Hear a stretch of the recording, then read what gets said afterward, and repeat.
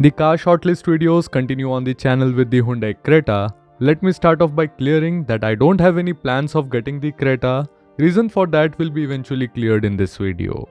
The new generation Creta is owned by a cousin of mine and so does a colleague. Last month we did a family weekend trip on my cousin's Creta and here I am listing down my observations. The first thing I really liked is the new facelift done by Hyundai on the Creta. Both the front and rear look far superior and appealing than the last gen Creta.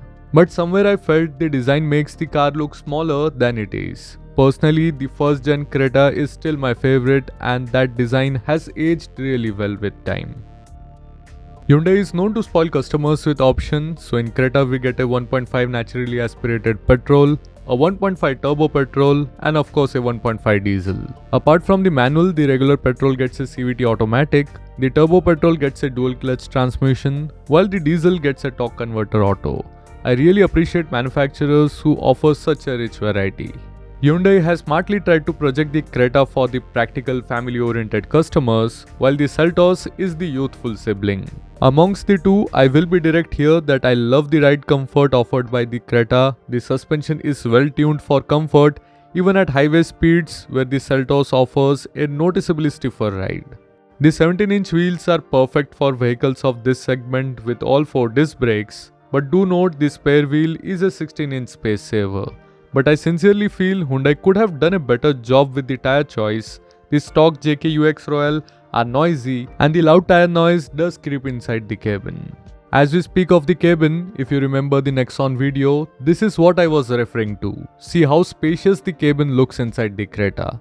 The rear seats call for chauffeur-driven rides. My mom and aunt both were happy with this space, but after a long day ride, they mentioned that the seat cushioning is on the harder side.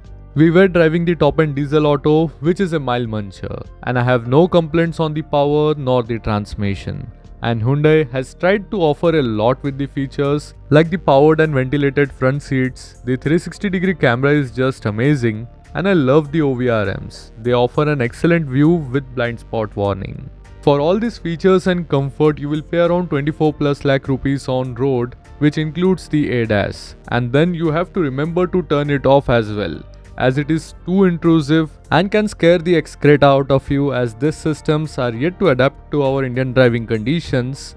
Having said that, the current gen ADAS might work fine on expressways but not inside the city. We enjoyed the 8-speaker Bose system, which has got an immersive effect to it. You also get wireless charging, but I couldn't connect to Android Auto wirelessly.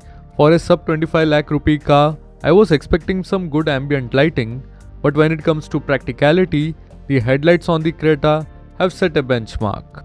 If I were to get the Creta, then personally I would have got this exact diesel auto version, but currently the cost is beyond my comfort zone, and if I were to enter this price bracket, then it would have been impossible for me to ignore the XUV 700, the Harrier, and of course my favorite, the Jeep Compass.